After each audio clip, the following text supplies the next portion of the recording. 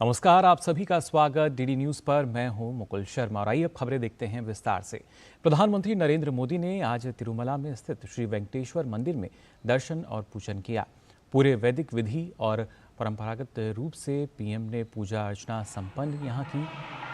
PM ने चौथी बार इस मंदिर में भगवान वेंकटेश्वर के दर्शन किए हैं। तिरुमला पहाड़ियों पर स्थित भगवान श्री वेंकटेश्वर का मंदिर भारतीय संस्कृति के आराध्य केंद्रों में विश्वविख्यात है।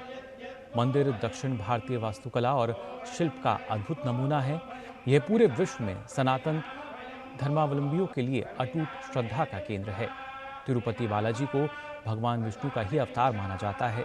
यह मंदिर दक्षिण भारत का बेहद प्राचीन मंदिर है, जिसे थोंडामान राजा द्वारा बनाया गया और बाद में चोल, पांड्या और विजयनगर साम्राज्य द्वारा समय समय पर सुसज्जित किया गया।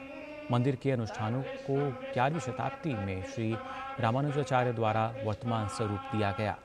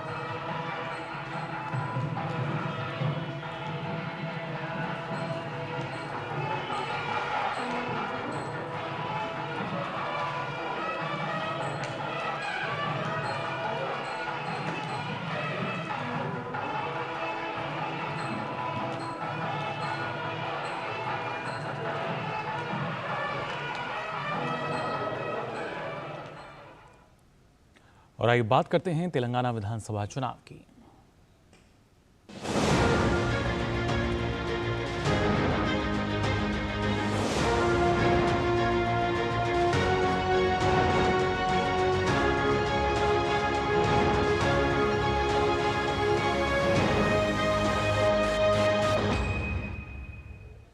तेलंगाना सरकार की रायतू बंधु योजना को लेकर चुनाव आयोग ने बड़ा फैसला लिया है। चुनाव आयोग ने रायतू बंधु योजना के तहत वित्तीय सहायता वितरित करने के लिए तेलंगाना सरकार को दी गई अनुमति वापस ले ली है। दरअसल राज्य सरकार के मंत्री टी हरीश राव ने एक चुनावी रैली के दौरान इस योजना के तहत किए जा रहे खर्च का जिक्र किया था, जिसके बाद कांग्रेस ने चुनाव आयोग से अपील की थी कि चुनाव कैंपेन में इस योजना का इस्तेमाल न करने दिया जाए। अब ताज़ा खबर यही है कि चुनाव आयोग ने तेलंगाना सरकार को रायतू बंधु योजना के तहत किसानों को वित्तीय सहायता देने की अनुमति वापस ले ली है। इससे पहले आयोग ने तेलंगाना सरकार को 28 नवंबर से पहले योजना के तहत वित्तीय सहायता वितरित करने की इजाज़त दी थी। इस योजना के तहत सहायता अक्टूबर और नवंबर माह में वितरित की जाती है। चुनाव आयोग के नए फैसले से भारत राष्ट्र समिति की चुनावी लाभ लेने की योजना को झटका माना जा सकता है। चुनाव आयोग ने इससे संबंधित कार्यवाही रिपोर्ट आज दोपहर 3 बजे तक दाखिल करने को भी कहा है। वहीं सब के बीच भारत राष्ट्र समिति के नेता की कविता ने कहा कि कांग्रेस ने चुनाव आयोग जाकर रायतू बंधु योजना के खिलाफ शिकायत दर्ज की और ये उनका किसान विरोधी चेहरा दिखाता है। कि कविता ने तेलंगाना की जनता से अपने वोट के जरिए कांग्रेस को करारा जवाब देने की अपील की। और इस पर और ज़्यादा जानकारी के लिए हमारे वरिष्ठ संवाददाता ऋषि कुमार हमारे साथ जुड़ चुके हैं। ऋषि, खासतौर से अगर देखा जाए जिस तरीके से लगातार शिकायतें भी हुई, पहले इजाज़त दी गई लेकिन अब जो जिक्र हुआ है उसके बाद कहीं ना कहीं यहाँ पे चुनाव आयोग जो है वो कार्रवाई के मोड में नज़र आ रहा है। जो सबसे बड़ी जिम्मेदारी है कि फ्री एंड फेयर इलेक्शन कराने की, और इसके लिए उसके पास तमाम अधिकार मिले हुए हैं और इन्हीं अधिकारों के तहत जो मॉडल कोड ऑफ कंडक्ट है उसका पालन कराना चुनाव आयोग की जिम्मेदारी है। और उसको यहाँ पर बखूबी निभाते हुए आयोग ने तत्काल संज्ञान लिया, क्योंकि जिस तरीके से इस योजना को लेकर शुरुआत हुई थी चुनाव के दौरान, उसमें जो विपक्ष है उसकी तरफ से आपत्तियां शुरू में ही दर्ज करा दी गई थी। लेकिन अक्टूबर की शुरुआत में आयोग ने यह कहते हुए कि किसी भी योजना को जो पिछले समय से चल रही है उसको नहीं रोका जा सकता और ये पब्लिक इंटरेस्ट का मसला होता है। लेकिन इसके बाद जब इस पर लगातार शिकायतें आईं, उसके बाद आयोग ने 25 तारीख को, इस महीने की 25 तारीख को एक बार फिर से इसको संज्ञान लिया और इसमें आयोग ने गो अहेड करते हुए नो ड्यूज उसको दिया। जी। लेकिन इसका जब दुरुपयोग सरेआम दिखाई दिया वहाँ के जो मंत्री हैं उनके द्वारा, हरीश जो मंत्री हैं वहाँ के जो स्वास्थ्य मंत्री हैं उनके द्वारा जब इस योजना के ज़रिए अपने भाषणों में नई नई बातें कहने और जनता को लुभाने का जो मसला मीडिया रिपोर्ट्स में आया, और उसके बाद राजनीतिक दलों की तरफ से तो इसमें उनके खिलाफ कंप्लेंट्स थी ही। लेकिन जब इसका संज्ञान लिया गया और आयोग ने पाया कि इसका दुरुपयोग हो रहा है तो तत्काल आयोग ने आज इस पर रोक लगा दी है। और आयोग का मानना है कि इस पूरे मसले पर जो रिपोर्ट है सरकार को वो भी देनी है आज 3 बजे तक, ताकि इसमें जो कार्रवाई क्या की गई है और किस तरीके से रोका जा रहा है इसका भी पूरा ब्यौरा आयोग के सामने रखना होगा। जी बिल्कुल ऋषि, और जिस तरीके से कि कविता की जो प्रतिक्रिया इस पर आई है, जाहिर तौर पर उन्होंने कहा कि ये कहीं ना कहीं जो दूसरी पार्टियां हैं उनके ज़रिए जो शिकायत दर्ज की गई उस पर कार्रवाई है, लेकिन क्या अभी भी हम मान सकते हैं कि जो असल गलती हुई है शायद उसको मानने को राज़ी नहीं है? बिल्कुल, देखिए सियासी दलों के द्वारा इन योजनाओं का जो जनता के हित में लागू करने का जो चेहरा है वो इस तरीके से उजागर होता है, क्योंकि आप एक तरफ बात करते हैं जनहित की और उसी तरीके से उन योजनाओं को जब पॉलिटिकली आप माइलेज लेकर आगे बढ़ना चाहते हैं तो ये पता चल जाता है कि असल में आपका जो मकसद है वो सियासी ज़्यादा है, ना कि जो लोगों का जो हित है वो हो। अब इसमें उसको राजनीतिक रंग देना निश्चित तौर से इस योजना के दुरुपयोग को ही बताता है और आयोग की ये जो कार्रवाई है उसको जस्टिफाई करता है। जी बिल्कुल ऋषि, और जिस तरीके से पहले हमने देखा था, क्योंकि योजना के बारे में बेहतर जानकारी लेकर पहले शायद इजाज़त दी भी गई थी आम जनता को ध्यान में रखते हुए, और अब जो कार्रवाई जो जैसा आपने बताया कि लगभग 3 बजे का समय दिया गया है जिस पर रिपोर्ट दाखिल की जाएगी, उसके बाद कब तक माना जाए कि जो योजना है उस पर रोक लगी रहेगी? देखिए, जब तक मॉडल कोड ऑफ कंडक्ट है तब तक इस पर रोक लगी रहेगी। जहां तक 3 बजे तक इस पर रिपोर्ट देने को कहा है वो इसलिए आयोग ने कहा है कि किसी भी तरीके की देरी ना हो, और आयोग के जब कोई आदेश होते हैं तो उन आदेशों का पालन किस तरीके से किया जा रहा है उसको यहाँ पर हम देखते हैं कि मॉडल कोड ऑफ कंडक्ट के दौरान जब ये लागू हो जाता है तो आयोग के सामने उसकी एक रिपोर्ट देनी होती है कि उस आदेश को लेकर किस तरीके से कार्रवाई की गई है, क्योंकि इसमें किसी भी तरीके की देरी सरकार के लिए भारी पड़ सकती है। और इसीलिए आयोग ने उन्हें 3 बजे तक का समय दिया है कि आप 3 बजे तक इसको तत्काल रूप से बताएं कि आपने किस तरीके से हमारे आदेश का पालन किया है। तो ये जो मसला है इस पर तत्काल रोक लगा दी गई है, और जब तक मॉडल कोड ऑफ कंडक्ट है वहाँ पर जो चुनाव की प्रक्रिया है, जैसे कि अगर हम कह सकते हैं 3 तारीख को तो परिणाम आने ही हैं, उसके बाद जो 24 घंटे का अतिरिक्त समय होता है, जब तक मॉडल कोड ऑफ कंडक्ट लागू रहेगा तब तक इस पर रोक लगी रहेगी। जी फिलहाल बड़ी खबर यही कि योजना पर रोक लगाई गई है और तेलंगाना सरकार से जवाब तलब किया गया है। फिलहाल बहुत बहुत शुक्रिया ऋषि आपका हमारे साथ जुड़ने के लिए और तमाम जानकारी साझा करने के लिए। खबरों में आगे बढ़ते हैं। 4 राज्यों में हुई बम्पर पोलिंग के बाद अब बारी है दक्षिण भारतीय राज्य तेलंगाना की। जी हाँ, तेलंगाना में आपको बता दें 30 तारीख को जो मतदान है वो होगा, और उससे पहले कहीं ना कहीं जो सियासी हलचल है वो भी तेज़ नज़र आ रही है। हर एक दल जो है वो चुनाव प्रचार में लगा हुआ है। आपको बता दें आज की अगर बात की जाए तो यहाँ प्रधानमंत्री नरेंद्र मोदी भी तेलंगाना विधानसभा चुनाव में बीजेपी के स्टार प्रचारक के तौर पर वोटरों को साधने में लगे हैं। पीएम आज राज्य में 2 चुनावी जनसभाएं करेंगे, साथ ही हैदराबाद में रोड शो भी करेंगे। इसके बाद प्रधानमंत्री अमीरपेट गुरुद्वारे में मत्था टेकेंगे और फिर कोटी दीपोत्सव में भी शामिल होंगे।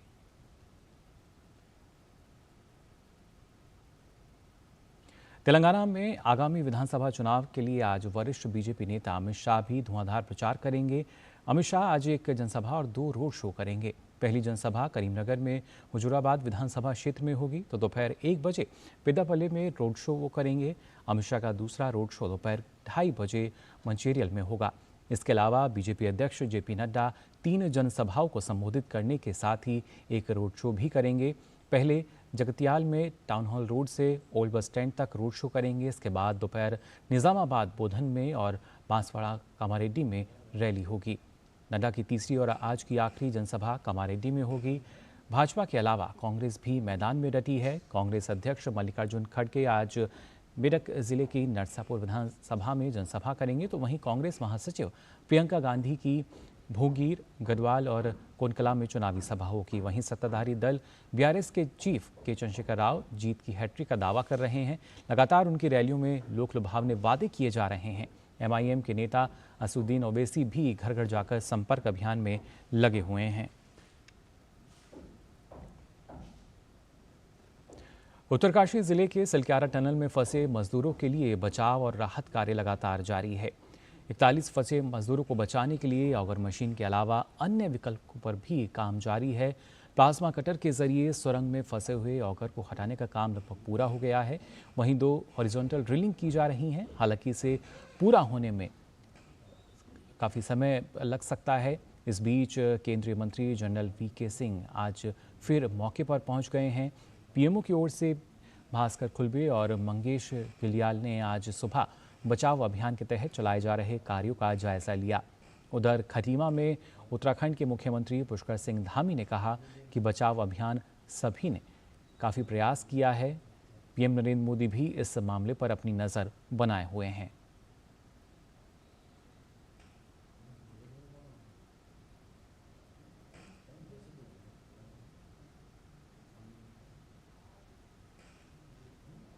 अभी मौजूदा स्थिति है उसमें पूरा जो ऑगर जो फंसा हुआ था वो पूरा निकाल लिया गया है और अभी तकरीबन 1.5 मीटर की पाइप है जो डैमेज्ड है उसको निकालने का काम जारी है। जब वो हो जाएगा उसमें उसकी स्ट्रेंथनिंग हो जाएगी और पूरा मक क्लियरेंस हो जाएगा, फिर मैनुअल जो कि हमारे पार्टीज हैं जो स्किल्ड लेबर्स हैं वो प्लस आर्मी की सहायता से उसको आस्ते आस्ते जाएंगे। 10 से 11, 12, 13 मीटर जो बचा हुआ है उसको धीरे धीरे जाएंगे। श्योर शॉर्ट तरीका है ये आगे बढ़ने का और उम्मीद है कि जल्दी से जल्दी ये कार्य पूरा हो जाएगा। और सिलक्यारा में क्या ताज़ा स्थिति बनी हुई है, इस पर और ज़्यादा जानकारी के लिए आइए रुक कर लेते हैं हमारे सहयोगी ओपी यादव का, जो हमारे साथ जुड़ चुके हैं। ओपी यादव, अगर बात की जाए, लगातार जो प्रयास हैं वो किए जा रहे हैं और जो जानकारी अभी तक आपके जरिए पहले आई थी वो यही थी कि ऑगर मशीन जो है उसको निकाल लिया गया है। क्या है ताज़ा स्थिति? जी, उत्तराखंड के उत्तरकाशी जिले के सिलक्यारा टनल में बीते 12 नवंबर से फंसे मजदूरों के लिए बचाव और राहत कार्य के लिए चलाए जा रहे ऑपरेशन जिंदगी का आज 16वां दिन है। अभियान के क्रम में जो ऑगर मशीन है उसका जो ब्लेड है वो तकरीबन 25 mm के आयरन और पाइप में फंस गया था, उसको निकाल लिया गया है, लेकिन अभी उसका मलबा निकालना बाकी है। उसके बाद उसको फिर से इंस्टॉलेशन करने के बजाय अभी इस पर मैनुअली काम करने की योजना पर काम किया जा रहा है और इसके लिए आर्मी इंजीनियरिंग कोर के तकरीबन 20 इंजीनियर आ चुके हैं। इसके अलावा कोल एंड माइंस विभाग के 4 इंजीनियर नागपुर से आए हैं, साथ ही साथ मुंबई से भी कुछ एक्सपर्ट्स आए हुए हैं और झांसी से भी 4 लोग अन्य आए हैं जो इस मामले में काफ़ी महारत हासिल है और वो इसको मैनुअली ड्रिलिंग करके इसका खुदाई करेंगे ताकि जो 10 से 12 मीटर का बचा हुआ रास्ता उस तक सकुशल पहुंचा जा सके। इसके साथ ही जो मैनुअली काम हो रहा है, हॉरिजॉन्टल काम हो रहा है, इसके अलावा वर्टिकली भी ये जो पहाड़ी है इसके ऊपर से काम हो रहा है। मैं अपने सहयोगी से कहूँगा, जहाँ जो रास्ता दिखाई, जो पहाड़ी है ऊपर दिखाई दे रही है, इसमें तकरीबन 1150 मीटर का बॉर्डर रोड ऑर्गेनाइजेशन ने रास्ता बनाया है और इसी रास्ते से तकरीबन ऊपर 2 पॉइंट बनाए गए हैं जिससे सतलुज जल विद्युत निगम द्वारा वर्टिकल ड्रिलिंग की जा रही है। एक ड्रिलिंग है 1200 mm की और दूसरी है 800 mm की। जो 1200 mm की ड्रिलिंग है वो तकरीबन 35 मीटर नीचे हो चुकी है और जो 800 mm की वो तकरीबन 60 मीटर हो चुकी है जी। जो 1200 mm की है उससे ऑपरेशन की जो गतिविधियां और डाटा कलेक्शन किया जाएगा, साथ ही खाना भी पहुंचाने का काम होगा, जबकि दूसरी है उससे रेस्क्यू ऑपरेशन को पूरा किए जाने का काम किया जाएगा। ये युद्ध स्तर पर कार्य जारी है। हालांकि इसमें देर शाम तक और नया अपडेट आने की उम्मीद है।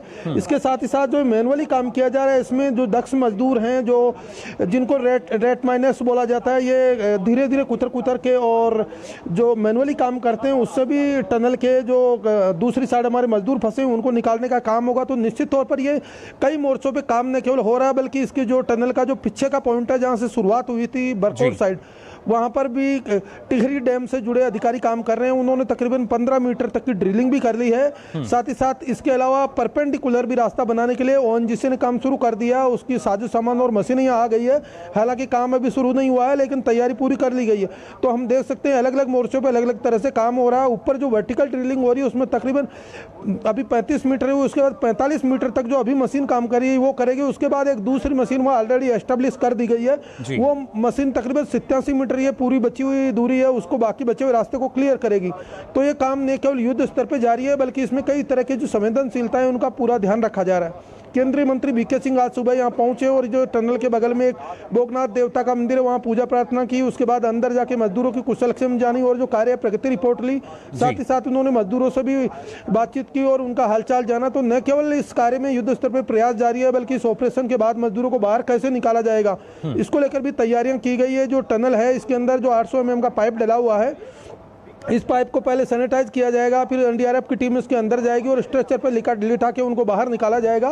उसके बाद इनकी 3 मोर्चों पे मेडिकल जांच होगी, जिसमें पहले पैरामेडिकल स्टाफ, फिर चीफ मेडिकल ऑफिसर रैंक के अधिकारी और उसके बाद इनको निकालकर जो उत्तरकाशी का उपजिला अस्पताल है वहाँ ले जाया जाएगा और उसी से उनकी स्वास्थ्य की पूरी जाँच करने के बाद जोली ग्रांट एयरपोर्ट देहरादून के जरिए उनको एम्स ऋषिकेश ले जाया जाएगा। तो ये जो आगे 2-3 दिन बची हुई प्रक्रिया है उसके लिए पहले से तैयारियाँ की गई हैं। एम्बुलेंस की 45 गाड़ियाँ खड़ी हैं और चिकित्सक, मनोवैज्ञानिक और अन्य तरह के एक्सपर्ट, देसी विदेशी, जो भी जिनको टनलिंग के कामों में अनुभव है वो सभी यहाँ मौजूद है। और बहुत सारा मशीन और साजो सामान यहाँ पर ऑलरेडी तकरीबन 2 किलोमीटर के एरिया में अलग अलग जगह रखा गया है ताकि ज़्यादा टाइम खराब न हो और जिस भी मशीन की जरूरत हो समय पर इसको यहाँ पर पहुँचाकर काम को अंजाम दिया जा सके। जी ओपी यादव, और खासतौर से जैसा आपने कहा कि लगातार पूरी कोशिश की जा रही है, लेकिन ऐसे में क्या अब से पहले जो श्रमिक हैं उनसे संवाद किया गया था, क्या अभी भी उनसे जो बातचीत है वो हुई? श्रमिकों से लगातार बात हो रही है। आज केंद्रीय मंत्री वीके सिंह ने भी सुबह उनसे बात की, कल शाम को भी बात हुई थी। इसके अलावा अभी थोड़ी देर बाद जो श्रमिकों के मजदूरों के परिजन हैं उनसे भी बात की जाएगी। मैं आपको बताना चाहूँगा इसमें जो 41 श्रमिक फंसे हैं उनमें 4 सर्वेयर हैं, अन्य इंजीनियरिंग से जुड़े हुए सुपरवाइजर भी हैं और बाकी मजदूर भी हैं।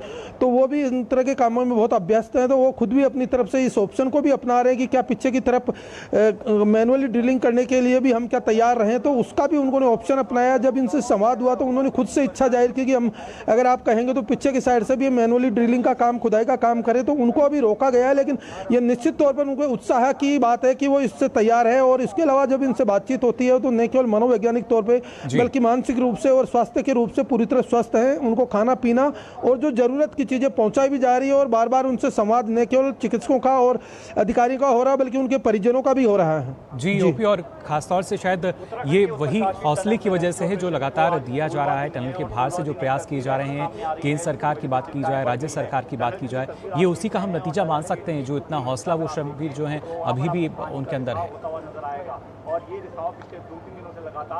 जी बिल्कुल, आपने ठीक कहा। ये जो टनल है ये तकरीबन 4.5 साल से बन रही थी और इस टनल में जो काम करने वाले मजदूर है या सर्वेयर है या इंजीनियर है, ये लोग कई सालों से इस तरह के कामों में अभ्यस्त रहते हैं और बहुत ही हैबिचुअल रहते हैं। तो इनको ज़्यादा घबराहट और इस तरह की चीज़ें अक्सर होती नहीं है, क्योंकि इस तरह की जो चीज़ें, दुर्घटनाएं अक्सर छोटी मोटी इनके साथ आती रहती है और जीवन का अनुभव इनका इस तरह का रहता है कि अभ्यस्तता के चलते ज़्यादा न केवल शारीरिक बल्कि मानसिक रूप से भी बिल्कुल फिट रहते हैं। इसके अलावा यहाँ पे उत्तराखंड के भी 2 मजदूर हैं जो इसी पहाड़ी के पास के रहने वाले हैं, मिस्टर गब्बर सिंह और एक और दूसरा है। तो वो लोग भी उनका हौसला बना रहे हैं कि ये चीज़ें प्राकृतिक आपदाएं ये आम बात है और हमें बिल्कुल अपना हौसला बनाए रखना है।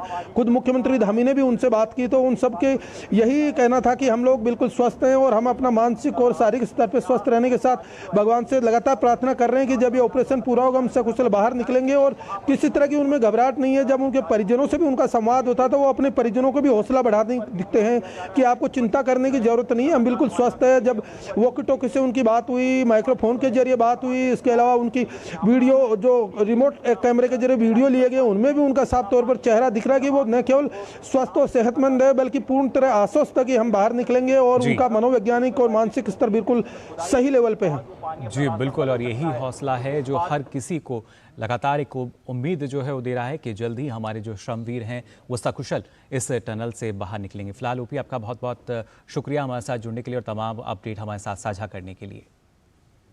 तो जाना आपने सलक्यारा टनल की अगर बात की जाए क्या ताज़ा स्थिति वहाँ बनी हुई है।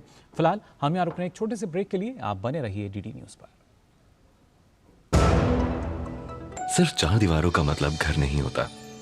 घर तो अपनों से बनता है, अपनों के सपनों से बनता है। हम तो बस आपका साथ निभाते हैं। आप ही तो हैं जो मकान को घर बनाते हैं। SBI होम लोन्स, मकान को घर बनाने के सफर में हमेशा आपका हमसफर।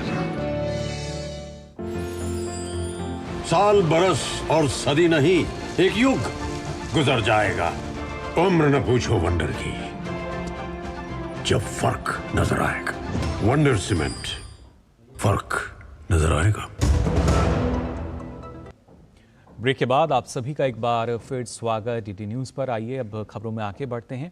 आज वाराणसी में देव दीपावली मनाई जाएगी। आज के दिन न सिर्फ गंगा नदी के घाटों को बल्कि पूरे शहर को सजाया गया है। आज घाटों पर मिट्टी के दिए जलाए जाएंगे। मान्यताओं के अनुसार इसी दिन भगवान विष्णु ने मत्स्य अवतार लेकर पृथ्वी को प्रलय से बचाया था और इसी दिन भगवान शिव ने त्रिपुरासुर नाम के राक्षस का वध भी किया था। इस खुशी में देवताओं ने इस दिन दीपावली मनाई थी।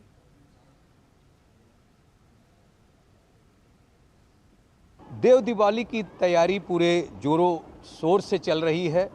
हर विभाग लगा हुआ है अपने अपने काम के लिए। यहाँ पर मैं दिखाना चाहता हूँ कि ये जेटी है जो तैयार हो रही है।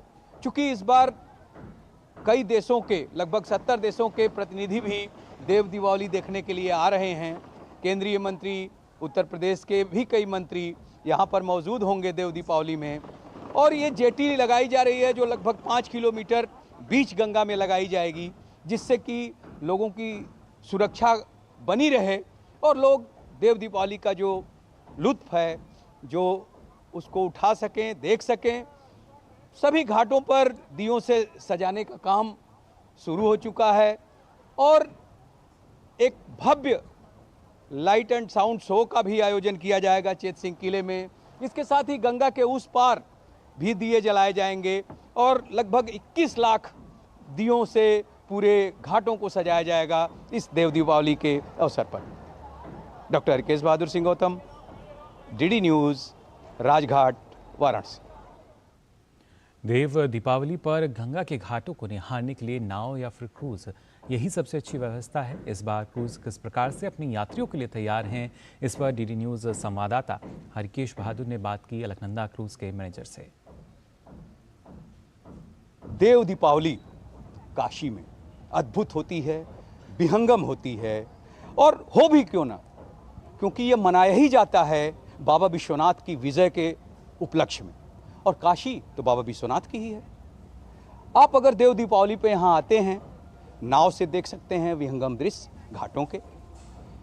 नाव तो इस समय फुल हैं, यहाँ के होटल, लॉज सब फुल हो गए हैं, लेकिन यहाँ पे जो अद्भुत चीज़ चलाई है यहाँ के सांसद और देश के प्रधानमंत्री ने, वो है क्रूज।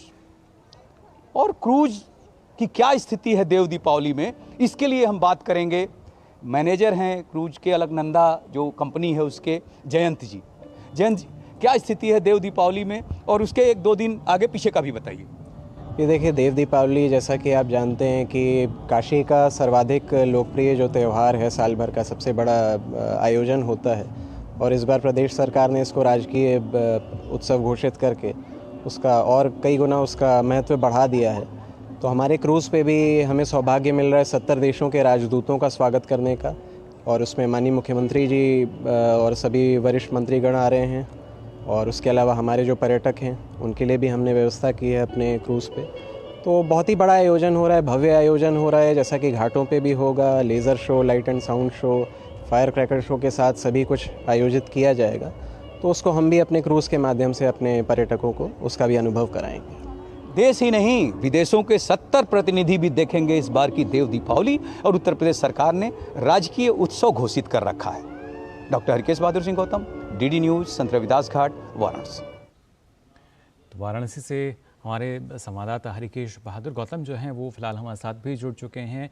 हरकेश, जानना चाहेंगे आपसे, आज की जो छठा है हमारे जो वाराणसी के घाट हैं इनकी बिल्कुल अलग होगी और आपने बताया कि करीब 21 लाख जो दिए हैं उनसे पूरी तरीके से प्रकाशमान जो घाट हैं वो नजर आएंगे।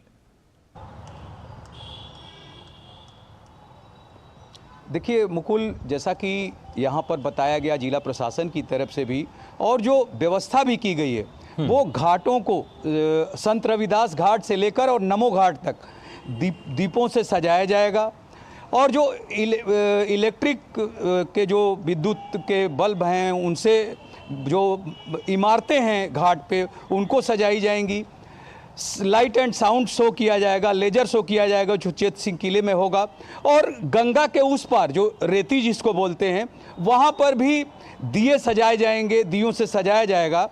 और जो देश विदेश के प्रतिनिधि आ रहे हैं, देश के तो बहुत से पर्यटक लाखों की संख्या में आ चुके हैं यहाँ पर, और ऐसी उम्मीद जताई जा रही है कि पिछली बार 4 लाख के लगभग पर्यटक आए थे देव दीपावली देखने के लिए, इस बार उससे ज़्यादा ही की संख्या में होंगे। चूँकि जिला प्रशासन ने, उत्तर प्रदेश सरकार ने विशेष व्यवस्था कर रखी है, क्योंकि विदेश से जो प्रतिनिधि आ रहे हैं अपने परिवार के साथ ये देव दीपावली देखने के लिए, तो उनके लिए भी जो क्रूज है, उस क्रूज के माध्यम से वो जो गंगा के घाट हैं उनके विहंगम दृश्य निहारेंगे। और जो सुरक्षा की व्यवस्था की गई है, वो जो जेटी लगाई गई है, आप कह सकते हैं संत रविदास घाट से लेके राजघाट तक एक व्यवस्था की गई है कि जो नाव हैं, चूँकि नाव एक तरफ हों और क्रूज जो है दूसरी तरफ हों, जिससे कि एक दूसरे के जो आप कह सकते हैं जल यातायात की जो ट्रैफिक है उसको कंट्रोल करने के लिए, जिससे एक दूसरे को क्षति न पहुंचे, एक बड़े क्रूज से जो छोटी नावें हैं, नौकाएं हैं, बजरे हैं, उनको। इसके अलावा जो ललिता घाट है, बाबा विश्वनाथ का जो घाट है जहां से प्रवेश करते हैं श्रद्धालु दर्शन करने के बाद बाबा के दर्शन करने के लिए, उसके ठीक सामने उस पार आतिशबाजी की भी व्यवस्था की गई है। और पिछली बार हम लोग गवाह थे, इतनी अद्भुत आतिशबाजी का आयोजन किया गया था, और इस बार उससे भी ज़्यादा अद्भुत आयोजन होगा आतिशबाजी का, ऐसी व्यवस्था की गई है जिला प्रशासन द्वारा। तो और फूलों से इस बार बाबा विश्वनाथ का जो मंदिर है उसको सजाया गया है, और आप समझिए कि 11 टन फूल मंगाए गए हैं, पूरे विश्वनाथ धाम को सजा दिया गया है। और ये जो देव दीपावली है वो भव्य है, विहंगम है, जो लोग देखेंगे, देश के लोग भी और जो विदेश से आ रहे हैं वो भी। जी बिल्कुल, जैसा आपने कहा कि और यही जो दृश्य है वो हमें शाम में नज़र आएगा, भव्य विहंगम दृश्य जो हैं वो नज़र आएंगे। लेकिन किस तरह का जो बदलाव है वो हम देखते हैं, क्योंकि देव दीपावली जो है पहले से लगातार चलती आई है वहाँ पर, लेकिन इन दिनों जैसा आपने कहा कि जो पर्यटन के लिहाज से देखा जाए, जो श्रद्धालु हैं वो काफ़ी संख्या में पहुँचते हैं, और ना सिर्फ अपने देश से बल्कि दूर देशों से भी जो पर्यटक हैं वो यहाँ पहुँचते हैं। ऐसे में ये काफ़ी महत्वपूर्ण कि आप जो शाम के समय में जब देव दिवाली का यहाँ आयोजन होगा तो काफ़ी संख्या में जो पर्यटक हैं वो भी पहुँचेंगे, श्रद्धालु भी वहाँ पहुँचेंगे। फिलहाल आपने इतनी महत्वपूर्ण जानकारी हमें दी, इसके लिए आपका बहुत बहुत शुक्रिया। तो हरकेश बहादुर हमारे संवाददाता वाराणसी से बता रहे थे किस तरीके से आज शाम में यहाँ पे जो दीपावली है उसका आयोजन किया जा रहा है, और किस तरीके से जो ये और भी ज़्यादा विहंगम हमें नज़र आएगा। ख़ासतौर से अलकनंदा क्रूज़ की बात की जाए या नाव की बात की जाए, आज का दिन ऐसा, आज की शाम ऐसी होती है। वाराणसी के घाट पे बड़ा ही मनमोहक जो दृश्य है वो शाम होते होते हमें नज़र आने लगेगा। और उसके साथ साथ ना सिर्फ जो जैसा कि जो लेज़र लाइट का भी वहाँ पे कार्यक्रम रखा गया है ज़िला प्रशासन द्वारा, और जैसा कि हमारे जो संवाददाता है वो बता रहे थे कि जो सुरक्षा के पुख्ता इंतज़ाम भी किए गए हैं, और ऐसे में कहीं ना कहीं एक आकर्षण का केंद्र जो है वो भी नज़र आता है। वाराणसी में काफ़ी जो बदलाव है वो किया गया है, और हमने देखा किस तरीके से जो विकास है वो भी अब वाराणसी का हो चुका है, जिस वजह से लगातार हर कोई भी मौका हो, कोई भी उत्सव हो, वो बड़ी धूमधाम से यहाँ पर मनाया जाता है। अब आइए खबरों में आगे बढ़ते हैं, लेकिन उससे पहले नज़र डालते हैं इस वक्त ही हेडलाइंस पर। तिरुमला में श्री वेंकटेश्वर स्वामी मंदिर में पीएम मोदी ने की पूजा, कहा देशवासियों के अच्छे स्वास्थ्य, कल्याण और समृद्धि के लिए की प्रार्थना। आज हैदराबाद में अमीरपेट गुरुद्वारे में भी पीएम टेकेंगे मत्था, कोटी दीपोत्सव में भी होंगे शामिल।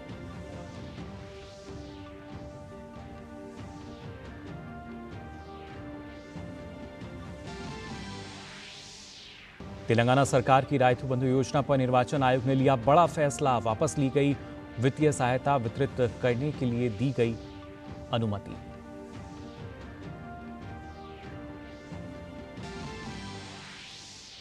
तेलंगाना चुनाव के लिए आज पीएम मोदी, अमित शाह और जेपी नड्डा समेत तमाम नेताओं की धुआंधार रैली। मल्लिकार्जुन खड़गे और प्रियंका गांधी समेत केसीआर और ओवैसी भी चुनाव प्रचार में व्यस्त।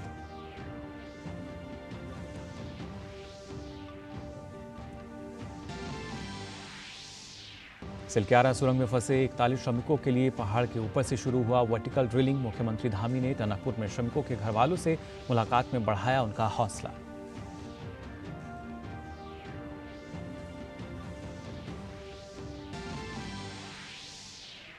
अमेरिकी राष्ट्रपति जो बाइडेन ने बंधकों की रिहाई तक इजराइल हमास में अस्थायी संघर्ष विराम बढ़ने की जताई उम्मीद। नेतन्याहू बोले, सभी बंधकों को वापस लाना उनका पहला लक्ष्य।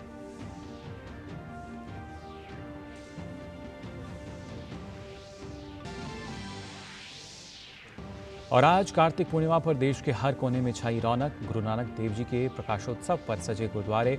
वाराणसी में भी गंगा तट पर देव दीपावली की जोरदार तैयारी।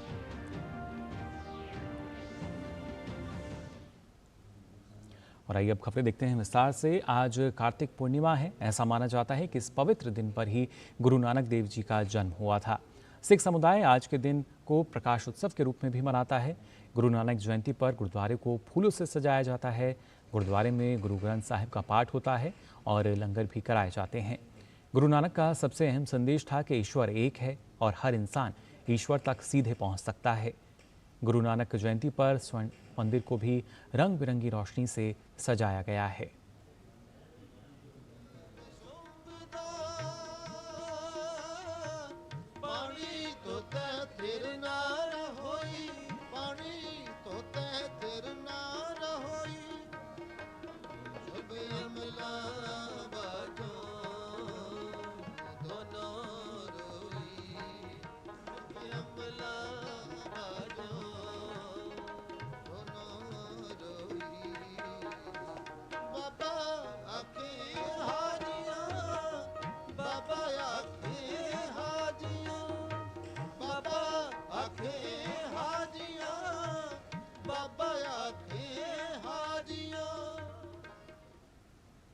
वहीं देश भर में कार्तिक पूर्णिमा के अवसर पर पूजा अर्चना की जा रही है।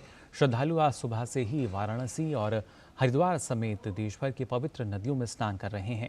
आज के दिन का इसका खासा महत्व भी है। सभी जगह प्रशासन की ओर से श्रद्धालुओं के लिए खास इंतजाम भी किए गए हैं। आप देख रहे हैं अयोध्या और हरिद्वार की ये तस्वीरें, जहां लोग आस्था की डुबकी लगा रहे हैं। आज के दिन श्रद्धालु श्रद्धा भाव से स्नान ध्यान कर दान पुण्य भी करते हैं।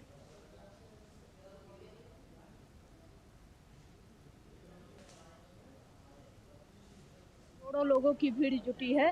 श्रद्धालु आए हैं सरयू मैया का स्नान करने और यहाँ सबको देखकर बहुत बहुत अच्छा लग रहा है। यहाँ के स्नान की बहुत बड़ी मान्यता होती है। हाँ, यहाँ स्नान करने से हर मनोकामनाएं पूरी होती है। सरयू मैया से जो कोई कुछ मांगता है वो पूरा होता है और सरयू मैया उसकी हर इच्छा पूरी करती हैं। यहाँ पे तो बहुत भीड़ है। हम तो सुबह सुबह आया है, स्नान कर लिया है, अभी पूजा देने जाएंगे। तो सब लोग स्नान कर रहे हैं यहाँ पे। वहाँ पे देखिए आप लोग ही देखिए कि कितना लोग स्नान कर रहे हैं यहाँ पे। कार्तिक पूर्णिमा के मौके पर ओडिशा की राजधानी भुवनेश्वर में बोइंता बन्ना उत्सव मनाया जा रहा है। इस मौके पर लोग नदी तट पर नाव बनाकर ले जाते हैं और उसमें दीप जलाकर प्रवाहित करते हैं। इस मौके पर सुबह सुबह लोग नदियों में स्नान करते हैं। ये त्योहार समुद्री परंपरा का हिस्सा है, जिसे कलिंगा के समुद्री व्यापार इतिहास के लिए एक वसीयतनामा के रूप में मनाया जाता है।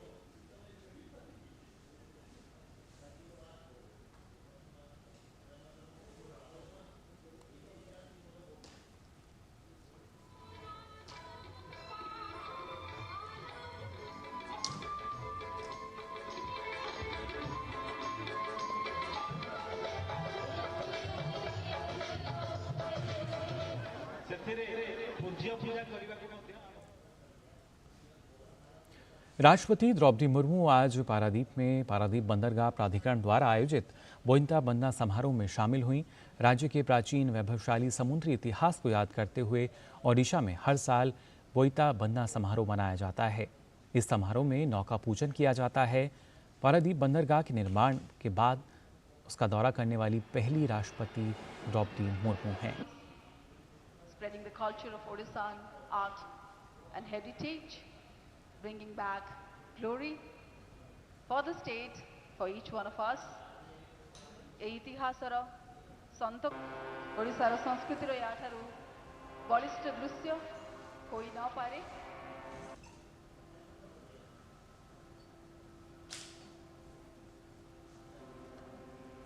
पहली राष्ट्रपति द्रौपदी मुर्मू जो यहाँ अब पहुंची हैं बंदरगाह के निर्माण के बाद, और यहाँ जाकर उन्होंने विधि विधान से सारी चीज़ें जो हैं उनकी जानकारी भी ली, और साथ ही वहाँ पर और भी जो निरीक्षण है वो किया।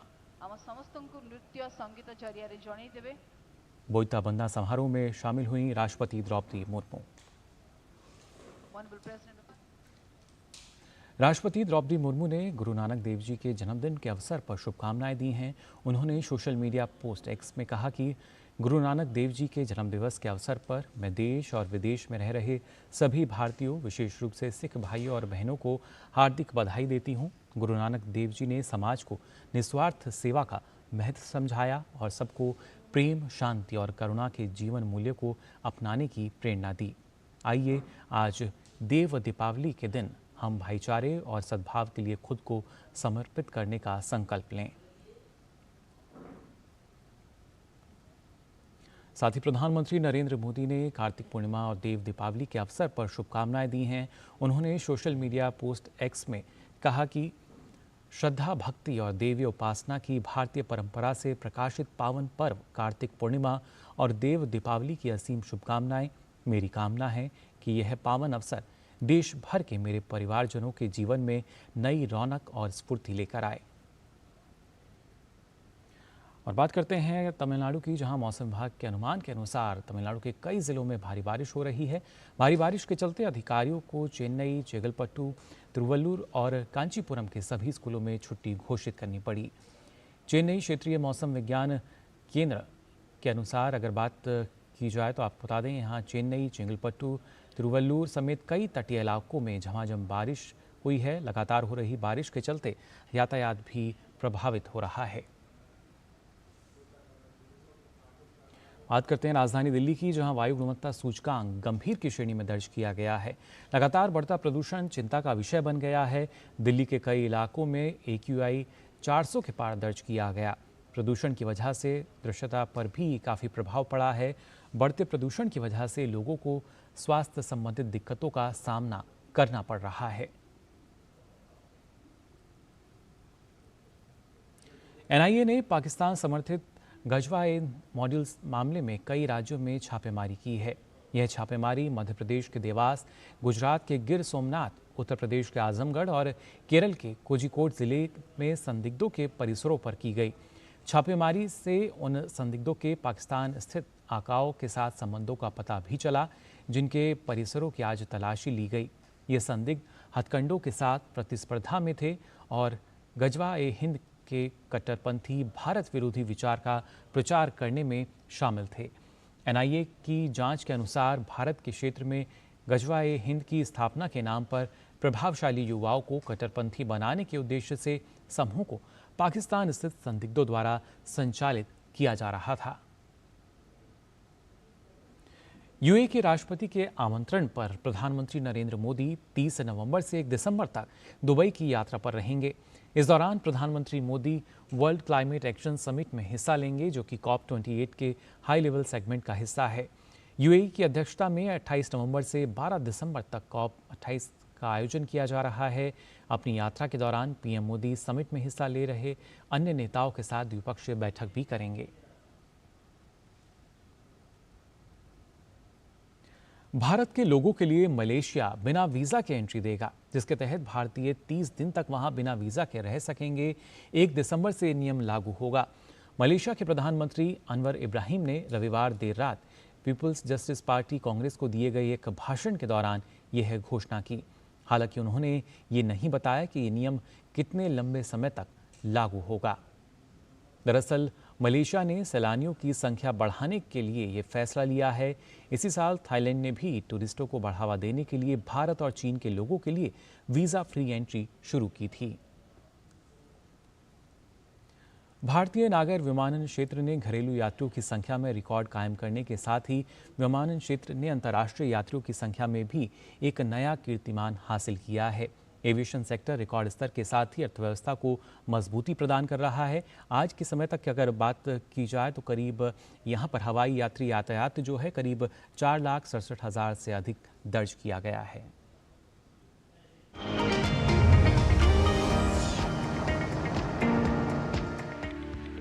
भारतीय अर्थव्यवस्था को एविएशन सेक्टर नित्य नई ऊंचाइयों पर ले जा रहा है। कोविड के बाद घरेलू विमान यात्रा में जबरदस्त बदलाव देखने को मिला है। चाहे घरेलू यात्रियों की बात हो या अंतर्राष्ट्रीय यात्रियों की संख्या का मामला, भारतीय नागर विमानन क्षेत्र नए रिकॉर्ड स्थापित कर रहा है। अभी तक नवंबर महीने में ही घरेलू हवाई यात्री यातायात कम से कम 4 बार नई ऊंचाई पर पहुंचा है।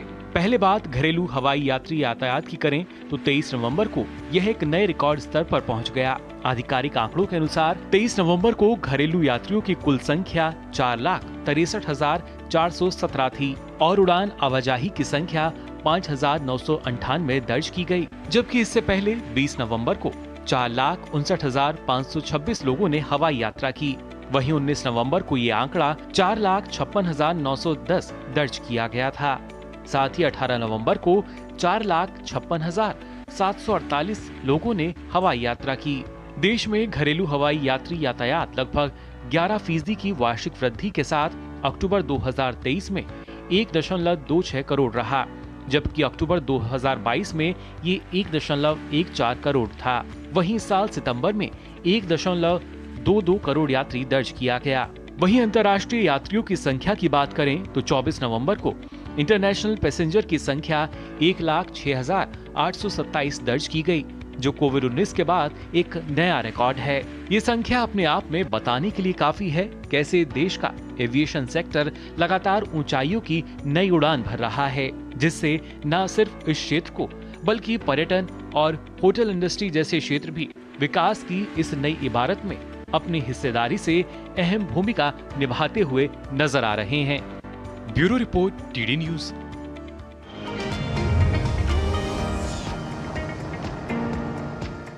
और आइए अब नजर डाल लेते हैं कारोबार जगत की कुछ और बड़ी खबरों पर फटाफट अंदाज में।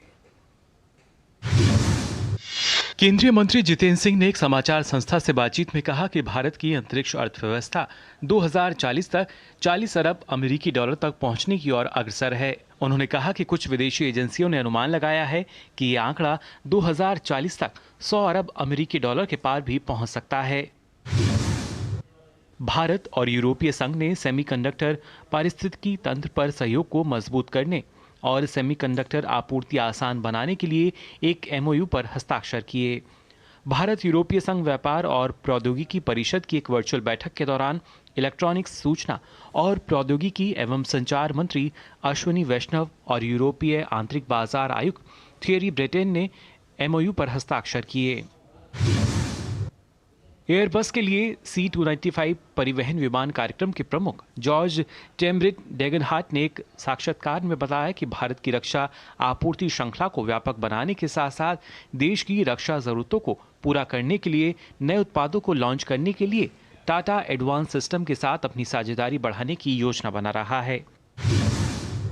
भारतीय प्रतिभूति और विनिमय बोर्ड (सेबी) ने सोशल शेयर बाजार में गैर लाभकारी संगठनों (एनपीओ) के लिए धन जुटाने के मानकों में छूट दी है। प्रस्ताव के अंतर्गत सेबी ने एनपीओ के लिए न्यूनतम इशू आकार और आवेदन आकार का मूल्य कम करने की सलाह दी है। सेबी ने जीरो कूपन जीरो का न्यूनतम इशू आकार 1 करोड़ रुपए से कम करके 50 लाख रुपए कर दिया है। निवेशकों के लिए न्यूनतम निवेश राशि भी 2 लाख रुपए से घटाकर 10,000 रुपए कर दी गई है। बीएसई ने उन एसएमई के लिए कुछ दिशा निर्देश जारी किए हैं जो बीएसई एसएमई प्लेटफॉर्म को छोड़कर बीएसई मुख्य बोर्ड में शामिल होना चाहते हैं। मेन बोर्ड का मतलब बीएसई की एसएमई प्लेटफॉर्म को छोड़कर 100 या 300 कंपनियों की सूची में शामिल होना है। नई गाइडलाइन 1 जनवरी 2024 से लागू होगी। बीएसई ने नई गाइडलाइन के अलावा एसएमई प्लेटफॉर्म पर लिस्टिंग के लिए पात्रता मानदंडों में भी बदलाव किया है। Oil and natural gas corporation यानी ONGC ने भारत पेट्रोलियम कॉरपोरेशन लिमिटेड और हिंदुस्तान पेट्रोलियम कॉरपोरेशन लिमिटेड को करीब 45 लाख टन कच्चा तेल बेचने के सौदे पर हस्ताक्षर किए हैं। कंपनी के तेल की कीमत मौजूदा ब्रेंट कच्चे तेल की कीमत के साथ 1% पर तय की गई है। ONGC मुंबई तट के पास अरब सागर में अपने क्षेत्रों से प्रतिवर्ष 1.3 से 1.4 करोड़ टन कच्चे तेल का उत्पादन करती है। लग्जरी मकानों की बिक्री में 7 शहरों दिल्ली NCR, मुंबई, पुणे, हैदराबाद, बेंगलुरु, चेन्नई और कोलकाता में वृद्धि हुई है। CBRE की ताज़ा रिपोर्ट के मुताबिक जनवरी से सितंबर 2023 के दौरान भारत में 4 करोड़ रुपए से अधिक कीमत के लग्जरी मकानों की बिक्री में 97% का उछाल आया। इस साल के पहले 9 महीनों में करीब 9,200 घरों की बिक्री हुई, जबकि बीते साल इसी अवधि में 4,700 मकानों की बिक्री हुई थी। भारत की स्टील डिमांड 2030 तक 7% की CAGR से बढ़कर 19 करोड़ टन के स्तर तक पहुंचने की उम्मीद है। स्टीलमेंट इंडिया की एक रिपोर्ट में ये बात कही गई है। रिसर्च कंपनी के मुताबिक मांग को बड़े पैमाने पर कंस्ट्रक्शन और इंफ्रास्ट्रक्चर सेक्टर से बढ़ावा मिलेगा, जिसका कुल मांग में 60 से 65% का योगदान है। India's steel and coking coal demand 2030 heading वाली इस रिपोर्ट में कहा गया है कि बेहतर स्थिति में यह 2030 तक 23 करोड़ टन तक भी पहुंच सकती है। मांग को ऑटो और इंजीनियरिंग जैसे सेक्टर्स द्वारा भी बढ़ावा दिया जाएगा।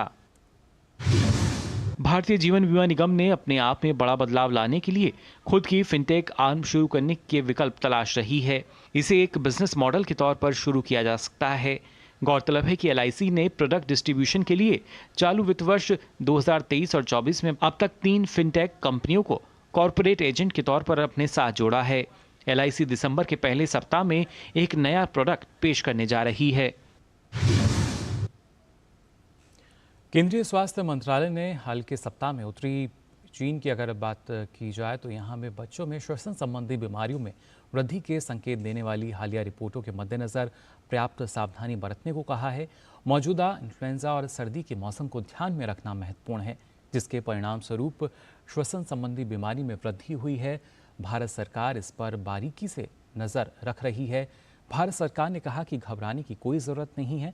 केंद्रीय स्वास्थ्य सचिव द्वारा राज्यों और केंद्र शासित प्रदेशों को लिखे गए एक पत्र में उन्होंने जन स्वास्थ्य और अस्पताल की तैयारियों की तुरंत समीक्षा करने की सलाह दी है। मानव संसाधन अस्पताल में फ्लू के लिए दवाएं और टीके, मेडिकल ऑक्सीजन, एंटीबायोटिक, औषधियाँ, व्यक्तिगत सुरक्षा के उपकरणों, टेस्टिंग किट एवं रिएजेंट, ऑक्सीजन प्लांट और वेंटिलेटर की पर्याप्त उपलब्धता, स्वास्थ्य सेवाओं में संक्रमण की रोकथाम के पर्याप्त उपाय इनमें शामिल हैं।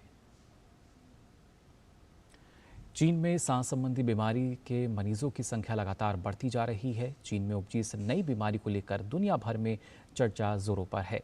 इस बीमारी की चपेट में सबसे ज़्यादा बच्चे आ रहे हैं।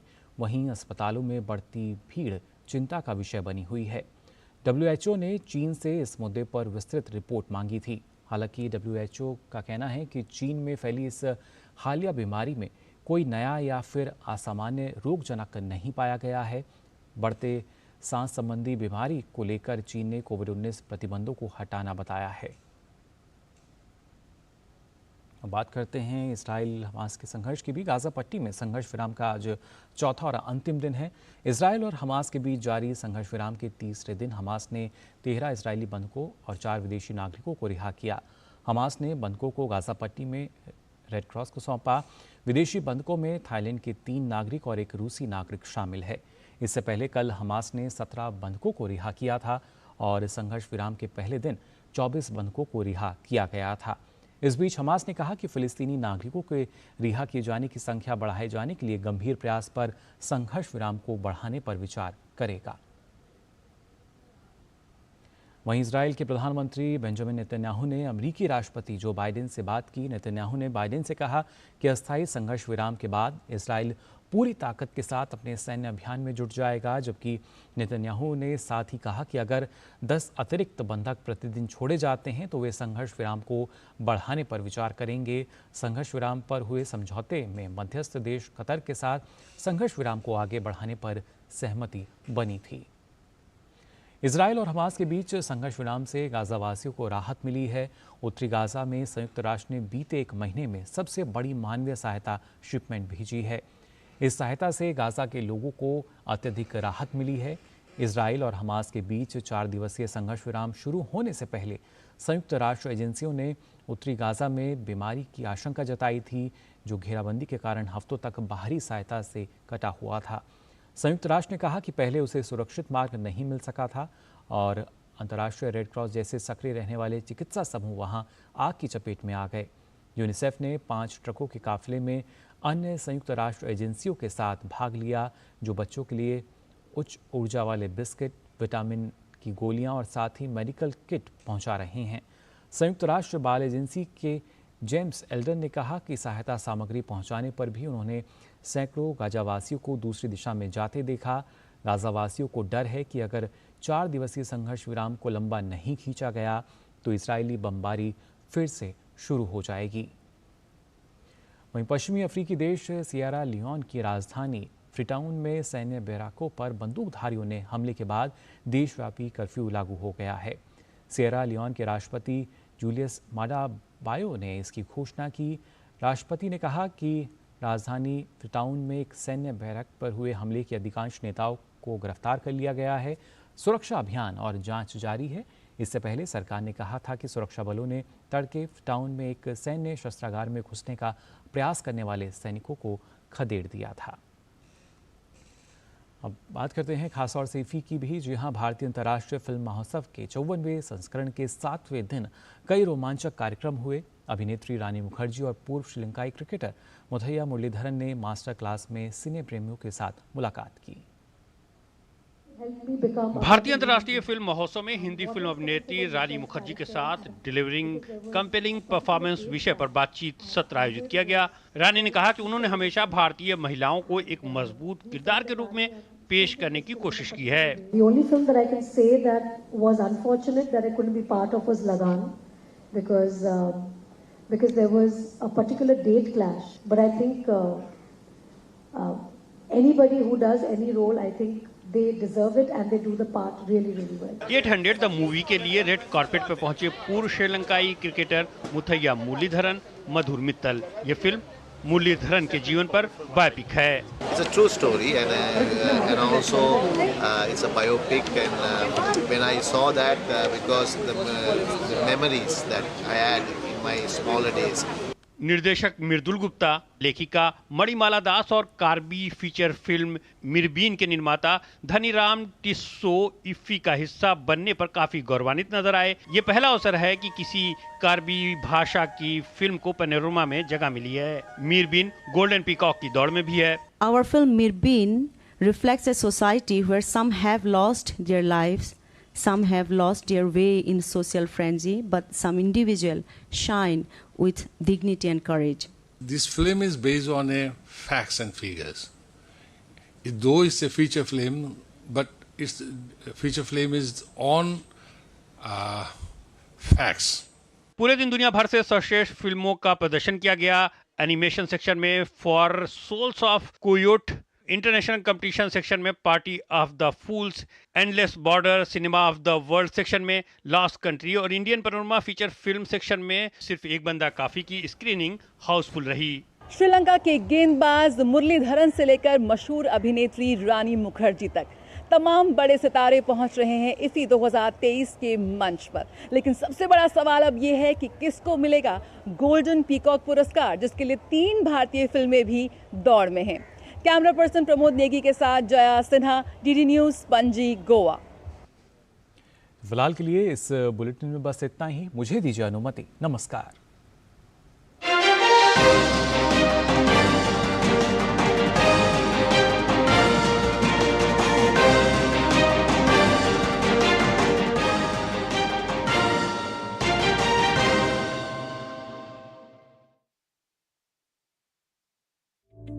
जैसे जैसे तापमान कम होता है और सर्दी बढ़ती है, हृदय संबंधी समस्याओं का खतरा भी बढ़ जाता है। ऐसे में वायु प्रदूषण का बढ़ा हुआ स्तर स्वास्थ्य के लिए खतरे और जटिलताएं बढ़ा सकता है। इसके कई दुष्परिणाम होते हैं। प्रदूषित वातावरण में रहने से हृदय रोगी, उच्च रक्तचाप से प्रभावित लोग और ऐसे लोग जो पहले से ही बीमारियों से ग्रस्त हैं, उनके लिए समस्याएं बढ़ सकती हैं। पोल्यूशन की वजह से कई बीमारियां होती हैं। आँख में इरिटेशन, ब्रेन में समझना कम, ड्राउजीनेस जिसे कहते हैं, कंसंट्रेशन कम हो जाती है। लंग्स में तो आपको पता ही है कि एस्थमा, ब्रोंकाइटिस, निमोनियाज, सब चीज़ की मात्रा बढ़ जाती है, सब बीमारियों की मात्रा बढ़ जाती है। जिनके लंग्स वीक हैं उनको तो और ये परेशानी इसी टाइम पे सबसे ज़्यादा हो जाती है। हार्ट पेशेंट्स वो डिटोरेट कर जाते हैं, हार्ट अटैक ज़्यादा हो जाते हैं, हार्ट की रिदम की प्रॉब्लम्स बढ़ जाती हैं। हर तरीके से ये जो छोटे छोटे particles sulphur dioxide, carbon monoxide के हमारे लंग्स के थ्रू धमनियों में घुस के कई तरह की हानिकारक प्रॉब्लम्स क्रिएट करते हैं। अधिक सर्दी में सुबह सुबह सैर के लिए बाहर जाना हानिकारक साबित हो सकता है और जटिलताएं उत्पन्न हो सकती हैं। यदि समस्या के लक्षण हो तो उनको नजरअंदाज नहीं करना चाहिए। क्लियर एडवाइस यही है कि एक्सरसाइज घर के अंदर करें, बाहर में एक्सरसाइज ना करें, क्योंकि ये पोल्यूशन आप ज़्यादा ब्रीथ करेंगे। फास्ट वॉकिंग करते हैं, बाहर जाते हैं, बाहर जाना कम से कम रखें। घर ही में सब तरह की कोशिश करें कि सब कुछ करें। अगर बाहर जाना भी पड़े तो ये टाइम है N95 मास्क लगाने का। एल्डरली फैमिली मेम्बर्स हैं, उनको ज़्यादा परेशानी होती है, उनको वैक्सीनेशन दिलवाना ज़्यादा इम्पॉर्टेंट हो जाता है, क्योंकि वैक्सीनेशन से वायरल इन्फेक्शंस और निमोनिया से हम बच सकते हैं। इसी तरह घर की जब अंदर रहते हैं तो विंडोज़ को बंद रखें कि ये पोल्यूशन घर के अंदर ना आए। अगर हवा चलती है तो फिर विंडोज़ खोल सकते हैं कि पोल्यूशन निकले। और एयर प्यूरिफायर्स वाकई हेल्प करते हैं। सर्दियों में हृदय रोगी विशेष सावधानी रखें और सभी लोगों को अपने हृदय का ख्याल रखना चाहिए, जिससे हृदय स्वस्थ और सुरक्षित रहे। सर्दी के मौसम में यदि वायु प्रदूषण का स्तर अधिक हो तो सावधानी अवश्य रखें। किरण भारद्वाज, DD न्यूज।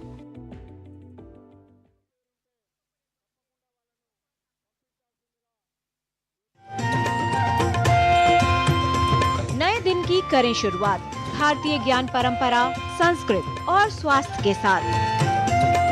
स्वास्थ्य में उपयोगी आयुष